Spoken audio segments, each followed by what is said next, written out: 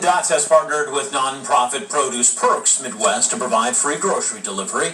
People living in those areas, there is an easy link to check out. It's on our webpage, whio.com, as well as on our mobile app. With God's Grace is also getting even more aggressive in its commitment to fight food insecurity.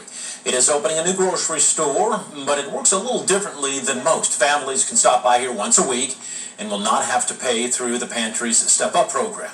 Here on North Dixie Drive in Harrison Township, it hopes to officially open to folks Thursday. And now, your Storm Center 7 forecast with Chief Meteorologist McCall Vrydaghs. Yeah, as the night moved on, McCall, it got colder and colder. You told us this was going to happen, and what's coming later this week, the sooner it can get here and get out of the way, the more happy I think a lot of folks will be. Yeah, but then there's also that group of people that is just itching to get some more snow in the forecast, and we're going to have some of it. It is not going to be a blockbuster type of system. If you're looking for that, head out to the Northeast, because my parents are expecting a foot of snow this week. Thankfully, that's not what we're dealing with, as we do have the chance for that snow moving in. As you'll notice on satellite and radar, we have cleared out that sky cover from earlier today. And because of the mainly clear skies, temperatures have really fallen off quite a bit past that sunset hour. And we're going to wake up tomorrow morning in the low 20s, wind chills in the teens. Now, that next system is still getting organized right now. It's coming across the Rockies, and an area of low pressure is going to push by mainly to our south. So we are going to be generally on the colder side of this system, but we're not going to have the significant impacts like the Northeast will see, as I mentioned later on this week. I'll show you the timing of that snowfall in a few moments. But first, what do you need to know for tomorrow? When you wake up and head out the door, it's a cold start. We wake up at about 23 degrees, wind chills, as I mentioned, in the teens. You will want to bundle up, and you're going to keep those warm layers on all day long because our high temperature is going to be right around the freezing mark, 34 for a high, wind chills in the 20s all day long.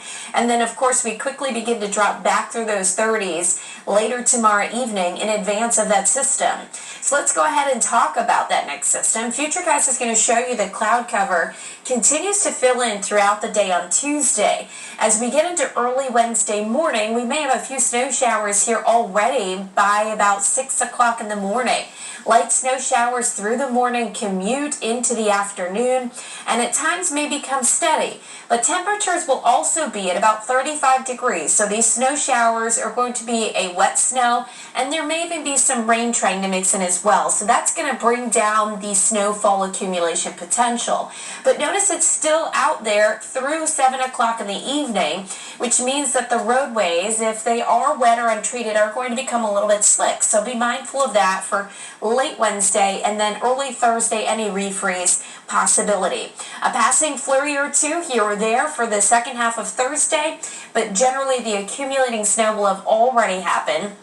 And we're talking about a half an inch to an inch pretty much throughout the Miami Valley. There might be a locally higher amount here or there, but still at this point it looks to be on the lower end. We are going to tweak this as we get into tomorrow and that storm system really begins to organize on the east side of the Rockies.